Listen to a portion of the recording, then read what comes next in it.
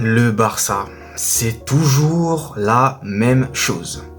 Les amis, bonjour, j'espère que vous allez bien depuis la dernière fois. Moi, ça va toujours super. Avant de commencer cette vidéo, très rapidement, n'hésitez pas à me mettre un j'aime, à commenter dans la barre des commentaires et surtout et comme toujours, à vous abonner à ma chaîne YouTube. Merci à vous du soutien que vous me procurez au quotidien. Ça fait extrêmement plaisir. Merci encore. Les amis, aujourd'hui direction la Champions League pour débriefer le match nul qui a opposé le Napoli au FC Barcelone. On ne perd pas plus de temps et on attaque. Première chose à dire les amis de positif concernant les hommes de Xavi, c'est leur domination durant tout le match pratiquement.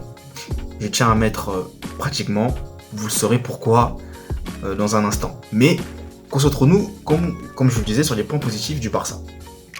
Déjà, tous les joueurs, que ce soit à leur poste respectif, ont été au niveau de la rencontre. Honnêtement, j'ai vu un Barça qui était très dominant.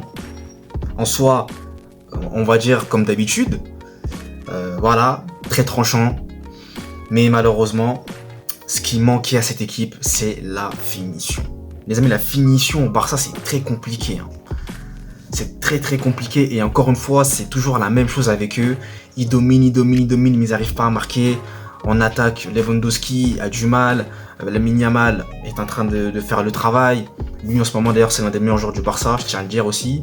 Mais sinon, les amis, au milieu de terrain, De Jong, Pedri, Gundogan, excellent ce milieu quand il est à son niveau. C'est pour moi l'un des meilleurs milieux au monde. Défensivement, Araujo, superbe. Koundé, il a été bon. Il n'a pas été mauvais, mais il a été bon. Voilà, bon, c'est clair que j'ai l'habitude de dire que Koundé est pas bon. Sur ce coup-ci, il n'a pas non plus été mauvais. Donc voilà, il n'a pas été extraordinaire, mais ça va. Et Christensen également. Donc les amis, honnêtement, le Barça avait de quoi s'imposer. Mais malheureusement, la finition va pas être au rendez-vous. En seconde mi-temps, leurs efforts vont porter leurs fruits puisque Lewandowski va trouver le chemin des filets bien servi par Pedri et donc il permet au Barça de mener 1-0 assez logiquement. Et les amis, c'est là où le Napoli, qui eux, pour parler d'eux, n'est pas bon du tout dans cette première mi-temps, déjà, faut quand même le dire, ils ont frappé 0 fois au but en fait, tout simplement. En seconde mi-temps, ils vont commencer à faire des petites choses, mais très moyens. Et là, vous vous dites, bon, le Barça mène 1-0, le Barça domine. Logiquement, le match ne peut pas leur échapper, ils doivent gagner. Eh bien non, les amis, non, ils ne vont pas gagner le match. Puisque sur une action, Inago, qui lui malheureusement n'a pas été très bon, va se faire surprendre par Osimhen qui va égaliser pour le Napoli et permettre aux Napolitains de revenir dans le match. Donc là, la détermination, la joie barcelonais laisse place à la frustration puisqu'ils dominaient le match et il fallait qu'ils se fassent de nouveau égaliser les amis. Et là les amis, à partir de ce moment-là, tous les Catalans vont commencer à paniquer. Ah là c'est la catastrophe. Le Napoli va avoir une période de domination accrue, incroyable. Et ils vont même, par plusieurs fois, tenter de marquer le deuxième but. Donc les amis, le Barça, malheureusement, encore une fois, c'est toujours ça le problème avec eux. C'est qu'ils sont dominants, mais la finition, ça pêche trop dans le dernier geste. Ça pêche trop. Et puis Gundogan qui loupe une énorme occasion à la dernière minute. Aïe. Ça franchement, c'était la balle de match. Mais les amis, tout ça pour vous dire que le Napoli s'en sort plutôt bien. Puisque le match retour aura lieu cette fois-ci à Barcelone. Et il faut savoir que les Napolitains sont très bons à l'extérieur.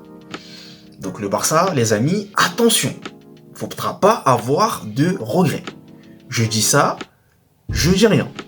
Et je vais donc conclure avec ce dernier petit mot, les amis. Rien n'est fait, le Barça n'est pas mort. Mais c'est clair que ça peut être frustrant de ne pas avoir remporté ce match. Puisqu'il le méritait amplement pour moi. Je suis supporter du Real Madrid, mais encore une fois les amis, aucun problème à le dire. Objectivement parlant, le Barça a été supérieur de la tête aux pieds. Mais comme je vous le disais, peu avant, faut pas qu'ils aient des regrets. Voilà. Et le Napoli n'est pas mort non plus et peut croire en ses chances de passer en quart de finale, clairement. Donc les amis, ça va être un match très ouvert. On va suivre ça de près et on connaîtra donc l'issue fatale qui opposera donc ces deux formations en mars prochain. Les amis, c'est la fin de ce débrief. On arrive à la fin. Merci à vous de l'avoir suivi. Et nous, on se retrouve très vite pour de nouvelles vidéos. Allez, peace!